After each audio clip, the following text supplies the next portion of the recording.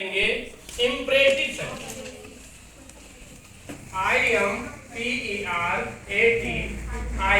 Imperative sentences. Imperative sentences का मतलब होता है आदेशात्मक वाक्य। क्या होता है? आदेशात्मक वाक्य, जिसमें आज्ञा, विनय, निवेदन, सुझाव या सलाह दिया जाए, वह आपका सेंटेंस इम्परेटिव सेंटेंस होता है। ठीक है, लेकिन इम्परेटिव सेंटेंस का सबसे बड़ी विशेषता है कि जिससे हम बात करते हैं वो सामने। जैसे मैंने कहा ओपन द डोर, हमारे सामने, तभी तो मैं कह रहा हूं। इसीलिए इसमें क्या होता है, सब्जेक्ट नहीं। जैसे आपके सामने कोई खड़ा है और आप उसका नाम लेकर के बात करो तो अच्छा लगेगा। आपके क्लास में आपकी मैम खड़ी हूँ, आप उन्हीं का नाम लेके बात करो तो उनसे मार देंगे एक तमाचा, है नहीं? होगा कि नहीं होगा? तो इसीलिए इम्परेटिव सेंटेंस बना है कि उसमें हम क्या करते हैं, सब्जेक्ट को नहीं रखते हैं। इम्परेटिव सेंटेंस डायरेक्ट वर्ब से शुरू, किससे शुरू होता है? वर्ब से।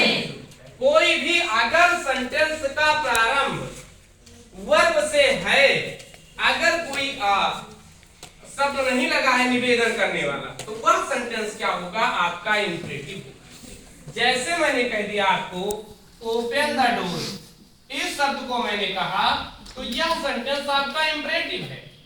पूछो कैसे सर जी, ये वर्ब से प्रारंभ। हाँ, अब इसमें अब दूसरी बात यह है कि इम्परेटिव सेंटेंस जो होता है हमेशा प्रेजेंट में होता है। अभी लिखिएगा नहीं, समझिए, इम्परेटिव सेंटेंस का ना पास्ट से नाता है ना फ्यूचर से नाता है। केवल इम्परेटिव सेंटेंस अगर होता है तो किसमें होता है? प्रेजेंट में, वर्तमान की बात समझ गए? दो तीन फैक्ट ना समझ गए।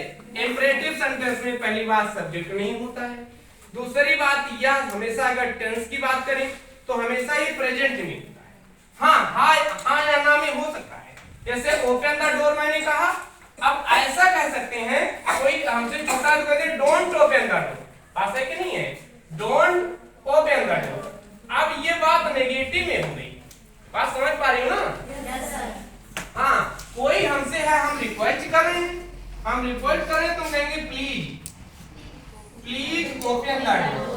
बात समझ पा रही नहीं समझा रही? प्लीज ओपन द डोर, समझ गए कि नहीं समझ? यहां हो गया, जब प्लीज लग जाता है, काइंडली लग जाता है, सर लग जाता है, मैडम लग जाता है, जेंटलमैन लग जाता है, तो ये जितने शब्द हम आपको बताए, ये शब्द आपके कैसे हैं? ये सम्मान सूचक शब्द, ठीक है ना? ये इतने शब्द सम्मान सूचक शब्द है ना? अगर इनको आप लगा देते हो तो उस व्यक्ति का इमेज बन जाए।